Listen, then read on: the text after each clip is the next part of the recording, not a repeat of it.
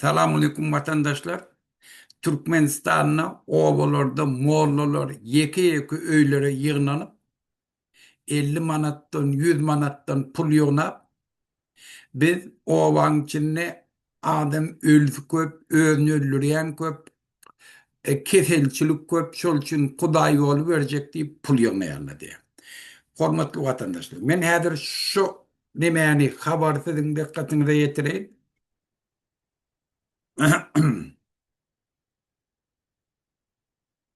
Mari vilayetinin Sakarçäge, Murgap ve Mari etraplarında ova imamları Dayhan birleşiklerinde ve genişliklerde sadakalary bermek üçin ýaşaýjylardan pul ýygnayarlar.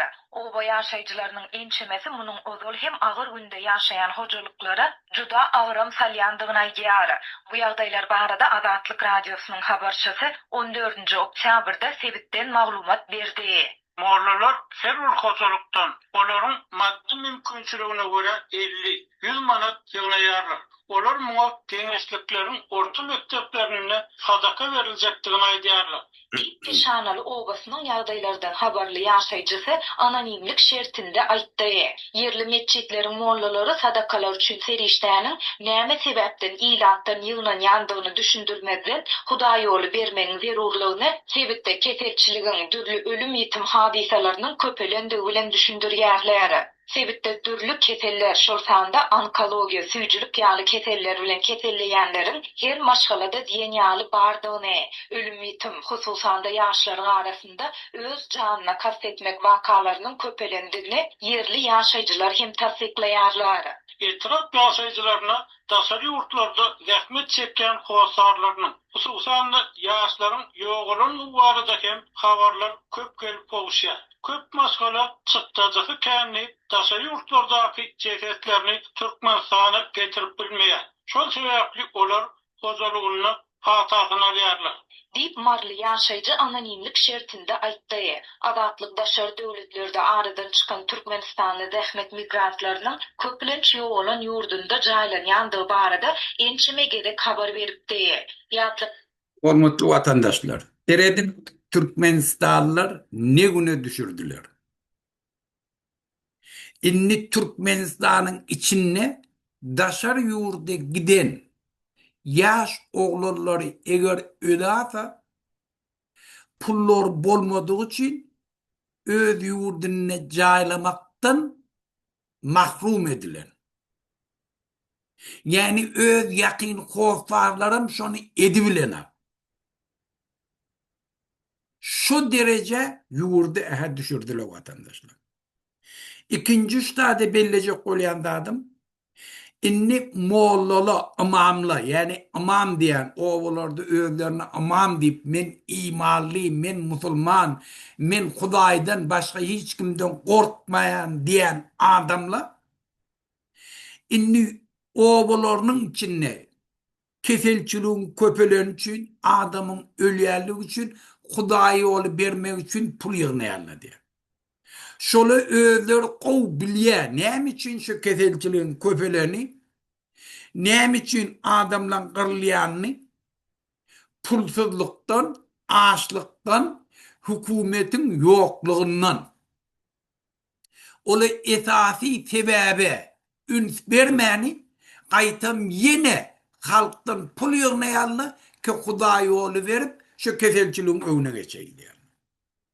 Bu bir akmaklık Moğollar tarafından bir binamsızlık şey, imansızlık. Onu görüp oti. Bağ yurdumuzda hükümet halka hissat etmeyen için halk şu dereceye yetti. O da Hudaý olu berip olatlar ayırıp olmaya. O da ne etmeli? Halkı hükümetin karşısına çağırış etmeli. Şu haramzadalardan dinmezak şu keselçiliğin iyilik kesilmeye diyeyim. Şola bizim hemmemizden kovulya. Yaş çağla Türkiye'ye gittiye, Türkiye'de ölüyelde şolun cesedini Türkmenistan'a getirmeye yağdaylar yok. İş bolmadığı için, gariplik için şu taklit diye. Şola hükümete aydıbilmeyen o ne için bizim bağ yurdumuzda Bizim yaş oğullarımız daşarı yurda gidip işlemeli, o şatada ölmeli ve şu olan cesetlerinin biz yurdumuza getirip bilmeliler deyip şu soruyu beri bilmeyenler mi? O taraftan boldu. Prezidentin kıydı ve kulak atın. Prezidentin kıydı gelip özüne Türkmen devletinin samalyotunu alıp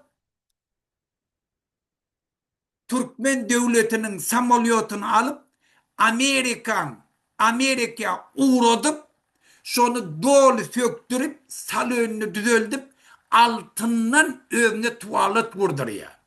Bir dvares vurduruyor. 40 milyon dolar verip kıydı. Hiç kimimde. Halkam otada açlığından. Şu kıyıt, görün şu kıyıt. Nemesi başı 40 milyon dolarlık şuna samolyot vurur yani. Samolyotun içine altın tuvalet vurdur. Kim şey? Şu 40 milyon dolar kimin ki? Şu Türkiye'de gidip ölüp işlep yören adamlan kıy. Türkmen'de şol için Türkmenistan'da şol için kefelçilikten kırılıyor Türkmenistan'ın içinde. Şu haramzadalar 5 tane samolyotu öz maşgalası için duvara eden adamlar bizim pulumuzun kasabına. Bizim yurdumuzun baylığının kasabına. Ne için biz şulara şu lüksatı vermeli? Adamlar şu yakınlıkta halk kalya koşulsun şu haramzadalardan din eylin. Yoksa da Türkiye'de keseki yurtlarda haram yoluk kalyamaz.